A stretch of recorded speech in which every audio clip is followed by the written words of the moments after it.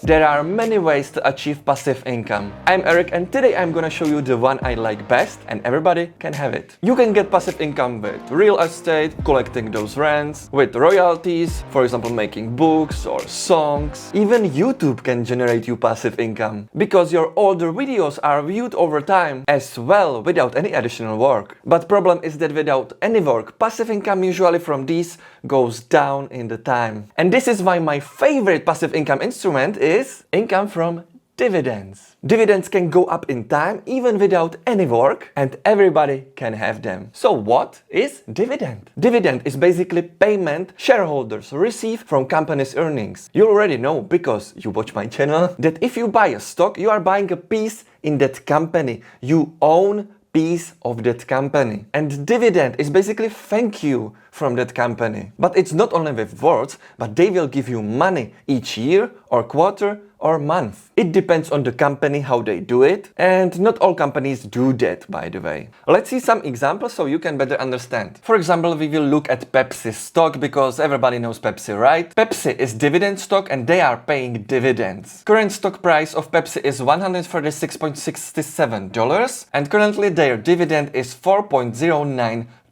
It means that if you buy one stock for $166, you will get $4.09 this year. They are paying quarterly. It means you have to divide this amount by 4 and you will get amount what you will receive every 3 months. $1.0225. The percentage return of an asset paid over 1 year is called dividend yield and now it is 2.99% or almost 3% with that company. So it means if you buy 100 shares of Pepsi, you will get $400 every year. If you buy 1000 shares of Pepsi, you will get $4,000 every year as passive income. It looks pretty good, right? So let's talk about pros and cons of dividends. So what are pros? Dividends give you passive income without having to sell the stock. If company pays dividends, it's usually signed for strength and positive expectation for future earnings. Stock with dividends usually outperform the market in recessions. Dividends tend to provide income while still allowing for the potential of stock price appreciation. If you look at the Pepsi again, you can say 3% is not so much, oh my god, but you are still getting your stock price appreciation. So for example with Pepsi you can see that stock price is going up over time, so you are getting value there as well. And pro number 5, it's just good feeling about that passive income from dividends because you are just sitting on the couch and then you are like, oh, my dividend just came. It's just awesome. If you buy stock but it's not paying dividends, you can get profit only when you sell it. Someday it goes up in the price and then you sell it, you can make profit. But with dividends, you can get this regular income and don't have to sell it. It can appreciate, you can get your income. It's quite nice. But let's talk about cons now, because nothing in this world is just, oh, this is so awesome, there is nothing wrong in it. There is always some problems or some cons, so let's talk about them. Taxes. It depends on the country where you live, but usually when you hold stock for a longer period of time, you get some tax advantages. In our country, if we hold stock more than 3 years, we don't pay taxes at all. So with dividends, there is this little problem because it's your income and it's taxable income. You are paying taxes from this. And it can a little bit slow your growth. Number 2, you are a little bit slowing your growth because of the taxes and also if you don't reinvest the dividends. If you all take it and pay your bills with it, you are just slowing your growth with that company because you can reinvest dividends in that company and get more dividends in the time, like that compound effect what we talked about on this channel. Number 3, company can reduce or stop paying dividend anytime. They are not guaranteed. Number 4, of course there can be market recessions and so on. You need to know the risks about any investment and these risks are tied to dividend stocks as well. If you buy one company and it goes bankrupt, you got nothing. Alright guys, let's talk about that cons a little bit, because we are able to lower the risks involved significantly. Okay, con about slowing your growth. Like I said, you can reinvest those dividends. It means you will use them for buying more shares. More shares means more future dividends. And it all compounds over years like we talked in this video. Here.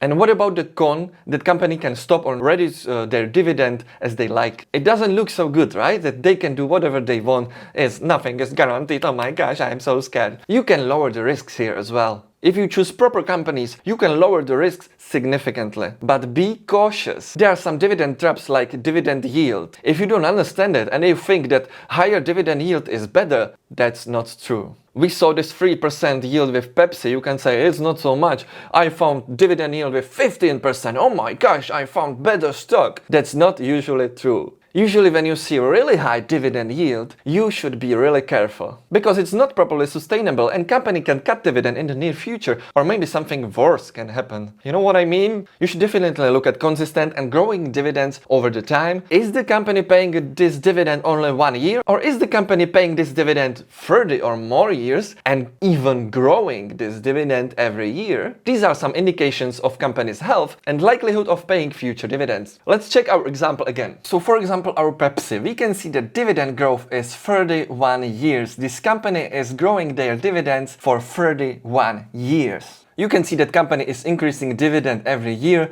and it is definitely a good sign. Actually, I think they are increasing much more than 31 years. I think there are stats only for 30 years, so I think it's 48 years even. Yeah, 48 years. This article is last year, so it's 47 here, so it's 48 years now. You should definitely look at payout ratio. Payout ratio basically means dividends as a percentage as their earnings. I like payout ratios lower than 60% because there is more space for growth of this company and it's a little bit more safe, right? But it depends on the sector. We can see 76% here. I would be rather lower, but it can work here as well. But if you see, for example, 100 on 150%, you should be really careful. Something is happening, okay? You should definitely check also how the stock is doing, right? Is the stock going up or is the stock going down? So your value will be going down. So you just don't look at the dividend and you will see, oh my gosh, my money. No, you have to look at the whole company, analyze the company if it's the right choice. You are checking earnings. Is the company profitable or they are paying dividends from debt? You should check PE ratios, earnings per share, and so on. And now you are like, what the hell? It's so complicated. You say it's an easy passive income. Oh my God. I thought it's gonna be easy. Money coming in. I'm sitting on the couch, money coming in. Okay, let's talk about some tricks how you can make it more simple. Obviously, the most scary part is that if you choose wrong, you buy company, it goes bankrupt, you lose your money.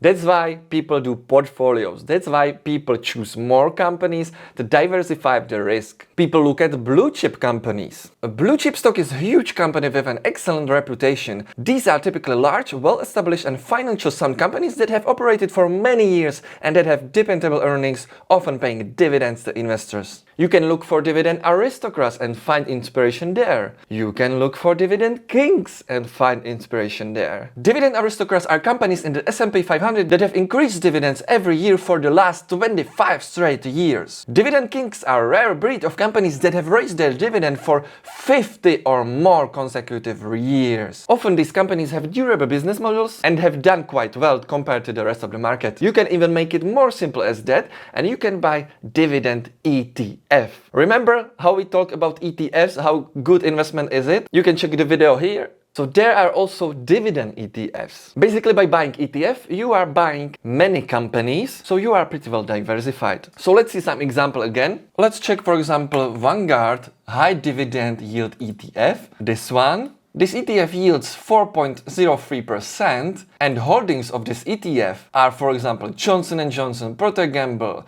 JP Morgan, Verizon, Pfizer, AT&T, Merck, Intel Corp, Cisco, altogether 430 companies, so it's quite well diversified, right? Don't forget that this is not rich quick scheme. Growing dividend portfolio takes years, even decades. This is long-term game, but it's pretty good game. By the way, like I said, many companies doesn't pay dividends. It doesn't mean that this company is bad. They just feel that they can earn much more money reinvesting this money into the company and grow faster. So it depends on the company what they want to do. And there are many different strategies what you can do on the stock market. On the other hand, dividend paying companies are usually strong companies with long history and bunch of cash, boy. They decide to pay dividends to attract more investors and make existing investors more happy. It's up to you what strategy you use in investment world. Do you want to focus on huge growth and little riskier investments? Or do you want to be a little bit safer and get that passive income from dividends? It's up to you all the time. But dividends are really a great way to make and build your passive income. Don't forget, guys, that I am not a financial advisor, so do always your own research and make your own decisions. I'm just showing you the possibilities. If you hear the first time about dividends right now, you can be like, oh my gosh, this sounds good. So you do your own research, read more about it, and make your decisions. So my friends, this is all for today. I hope you liked this video. I hope you found value in this video. If you did, please subscribe this channel because I'm gonna do much more videos in the future. And I will see you in the next video very soon. You can even write me in the comments some recommendations, what you would like to know, what you would like to know more about. Thank you so much, and I will see you in the next video. Bye bye.